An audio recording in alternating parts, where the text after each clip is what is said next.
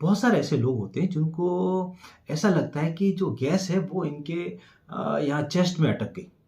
उनको ऐसा लग रहा है कि मेरे को खाना निगला नहीं जा रहा है, ऐसे डूजा-डूजा सा आ रहा है, घबराहट होने लग जाती है, उनको जैसे साँस नहीं ली जा रही है। बिल्कुल एकदम बेचैनी-बेचैनी सी होने लग जाती है, पसीना आने लग जाता है, छाती एकदम ऐसे सीना जो है ये भारी-भारी हो जाता है। कभी-कभी सीने में दर्द होने लग जाता है, ऐसे ही यहाँ पर डूजा-डूजा सा लगने लग जाता है। कभी-कभी धड़कन बढ़ने लग जाती है, बेचैनी होने लग जाती है। बहुत बार ये लक्षण लेकर के पेशेंट जो है वो डॉक्टर के पास जाता है।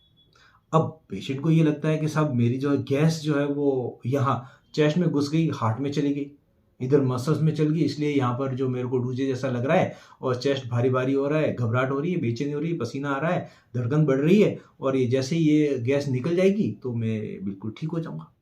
फिर या तो वो एसिडिटी की गोली खा लेते हैं या जो अपने लोकल डॉक्टर है उनके पास जाकर के ड्रिप लगवा लेते हैं। तो उनको ऐसा लगता है कि हाँ यार अब तो मैं ठीक हो गया और वो एकदम साइकोलॉजिकली संतुष्ट हो जाते हैं, सैटिस्फाइड होते हैं। या फिर वो फिजिशियन के पास चले जाते हैं।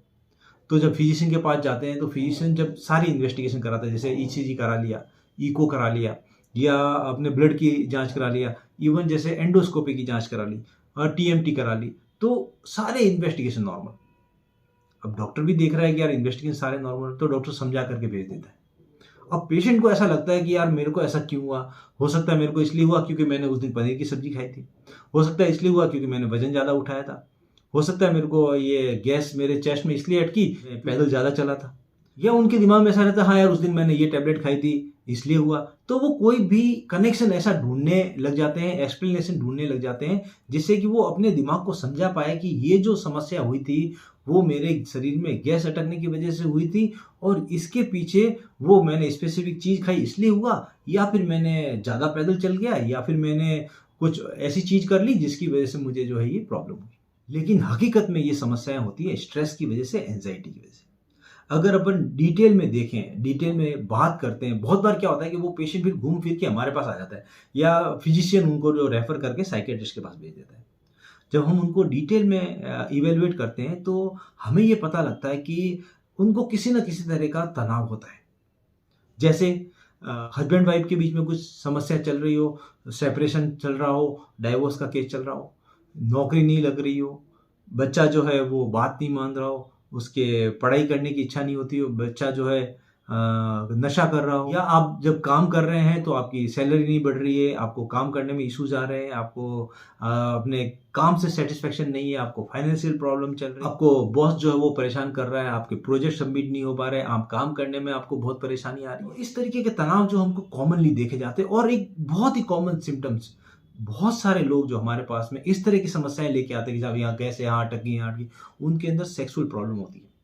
वो पार्टनर के साथ में ढंग से सेक्स नहीं कर पाते। ये भी एक बहुत कॉमन चीज़ है जिसकी वजह से उनको स्ट्रेस रहता है और मल्टीपल कंप्लेंट्स होती है। भाई गैस अटक जाना, गैस सिर में चढ़ गई, छाती में चढ़ गई, हाथ में चली गई। तो इस तरह की सिम्पटम्स आते हैं और इन्वेस्टिगेशन सारे उनके नॉर्मल होते हैं। तो दोस्तों मैं आपको समझाता हूँ कि ये एक साइकोलॉजिकल प्रॉब्लम है, जो कि स्ट्रेस और एंग्जायटी की वजह से होती है। जब आपकी इन्वेस्टिगेशन नॉर्मल हो और आपको ऐसा लगे कि मेरी गा गैस जो है वो या छाती में हार्ट में चली गई या इधर कंधे में आ गई या मेरे गैस जो है वो इधर कंधे में चली गई या सिर में चली गई, इस तरह के लक्षण अगर आपको आए और इन्वेस्टिगेशन अगर आपके नॉर्मल हो, तो आपको साइकियाट्रिस्ट से मिलना चाहिए। क्यों? क्योंकि पेट की गैस कभी भी आर-पार होकर के हड्डियों में या हार्ट में या मसल्स में कहीं नहीं जाती। आपकी गैस जो है वो या तो डकार से या पाज से बाहर निकलेगी। इसके अलावा और कोई रास्ता नहीं है जिससे कि गैस आर-पार होकर के बॉडी के मसल्स में या हड्डियों में जा रही है। ऐसा बिल्कुल भी पॉसिबल नहीं है। तो दोस्तों आपको एक ही सलाह रहेगी कि ऐसी कोई भी समस्या हो साइकियाट्रिस्ट से ट्रीटमेंट कराओ। अगर एंग्जायटी की प्रॉब्लम है तो एंग्जायटी का ट्रीटमेंट लिखेंगे डॉक्टर। अगर आपको स्ट्रेस है तो स्ट्रेस को ठीक करने के लिए आपको टेक्निक बताई जाएगी, आपको थेरेपी एक्सप्लेन करेंगे, आपको सीबीटी पे ले जा सकते हैं। डॉक्टर आपको रिलैक्सेशन टेक्निक एक्सप्लेन करेंगे, आपको एक्सरसाइज, योग, प्राणायाम, मेडिटेशन, माइंडफुलनेस और भी बहुत सारी डीप ब्रीथिंग एक्सरसाइजेज और भी बहुत सारी टेक्निक है जो आपको एक्सप्लेन करेंगे डॉक्टर और इससे आपका स्ट्रेस जो है धीरे-धीरे कम हो जाएगा।